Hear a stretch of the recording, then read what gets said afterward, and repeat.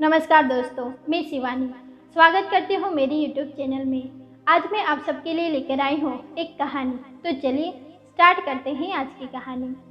अरे ये तो इतना सज-धज के निकलती है, रात में भी कई बार घर लौटी है। पता नहीं ऐसा क्या काम करती है। इसका पति नहीं है फिर भी इतना घमंड। पता नहीं कहाँ गुलछड़े उड़ाती फिरती होगी। हमारे घर का माहौल खराब होगा इससे। हमारे घर की बहन बेटियां भी बिगड़ जाएगी। कुछ यही बातें सभी कर रहे थे। बात किसकी हो रही है यही सोच रहे हैं ना। सविता यही नाम है उसका। कुछ दिन पहले ही बगल के घर में किराए से रहने आई है। बस दो लोग, सविता और उसकी एक 6-7 साल की बेटी। उसके पति के बारे में उसने किसी को कुछ नहीं बताया। दिखने में काफ़ी खूबसूरत और स्मार्ट थी। शायद इसी वजह से सभी जलते थे उससे। किसी से बात नहीं करती थी वो, ज़्यादा घुलती मिलती नहीं थी किसी से। 1 महीने हो गए उसके आए हुए, पर अभी तक उसके नाम के अलावा और कुछ नहीं पता किसी को। क्या काम करती है किसी को नहीं पता। कई बार रात में भी लौटी है घर। अगल बगल वालों के लिए बस बात करने का एक नया टॉपिक मिल गया। सविता से कुछ लोगों ने बात करने की कोशिश की। घर जाने पर सविता ने आदर सत्कार भी किया, पर जब बात उससे जुड़ी होती तो वो शांत हो जाती और फिर बस इतना ही कहती, मुझे माफ़ कीजिए, ये मेरा निजी मामला है। सुबह निकलती थी और रात में लौटती थी।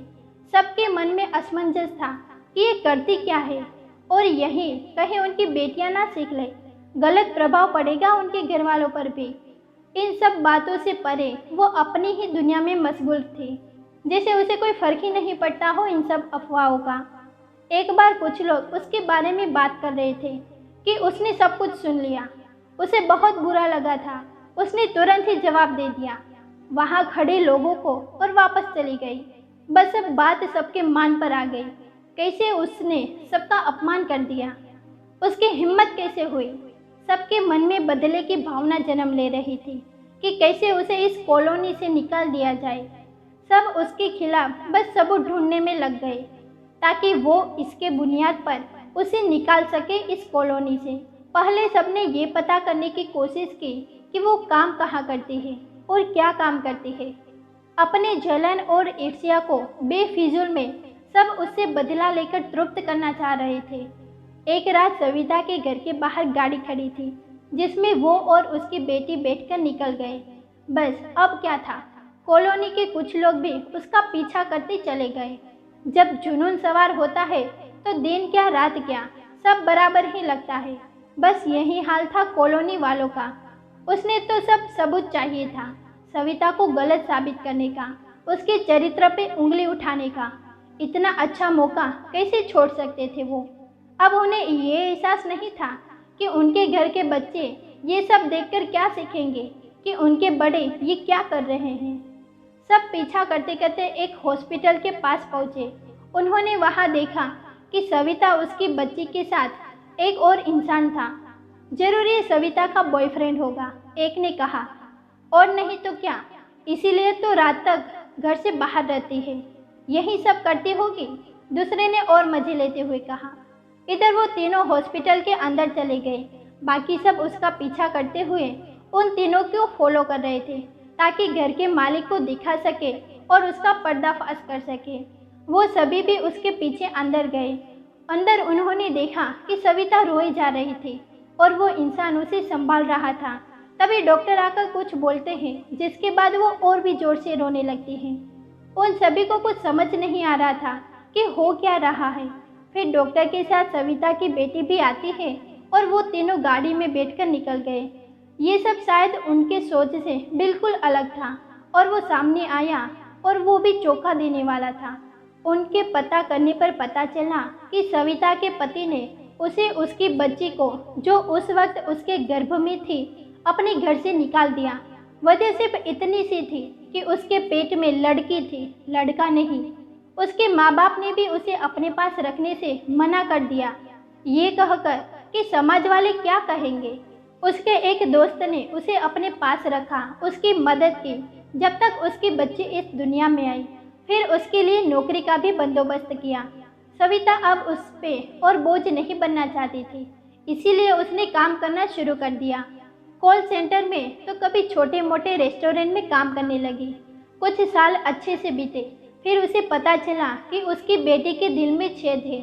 अपने आप को अलग रखने और उस मासूम को पालने तक तो संभाल लिया था सविता ने, पर अब वो संभाले नहीं संभल रही थी। उसकी दोस्त जिसने उसकी मदद की थी, वो भी उसकी बच्ची के इलाज के लिए जो बन रहा था वो सब कर रही थी।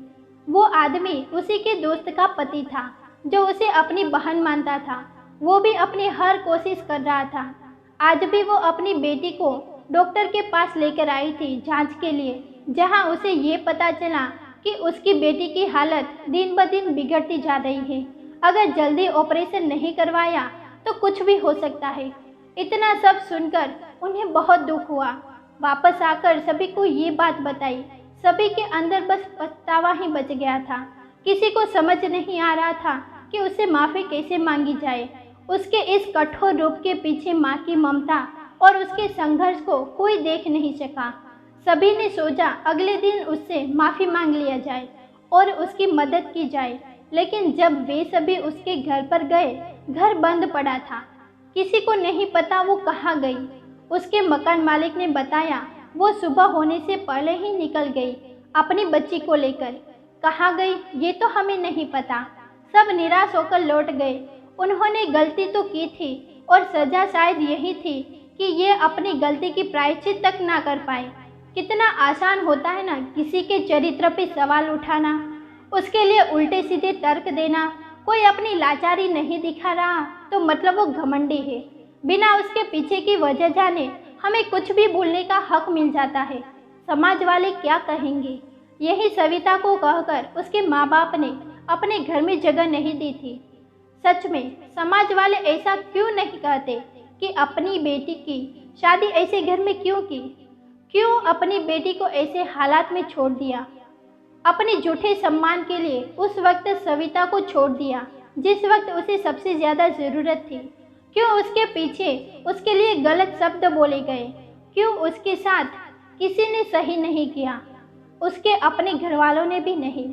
समाज हमसे ही बनता है और ज़रूरत है कि हम अपनी गलत मानसिकता किसी दूसरे के लिए बनाने से पहले अपनी मानसिकता को सही कर ले, वरना शायद ये किसी और के साथ भी हो सकता है, क्योंकि हम भी इसी खोखले समाज का ही एक हिस्सा है।